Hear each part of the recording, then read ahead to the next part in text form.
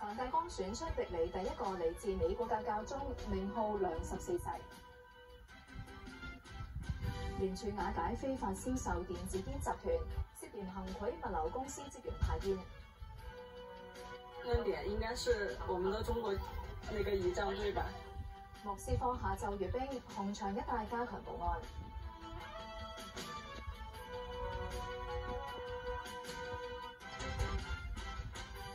各位歡迎收睇午間新聞。梵蒂岡樞機團經過2日一共4輪投票之後，選出美國嘅普雷沃斯特樞機出任第267任教宗，名號梁14世，係史上第一個美國人出任教宗。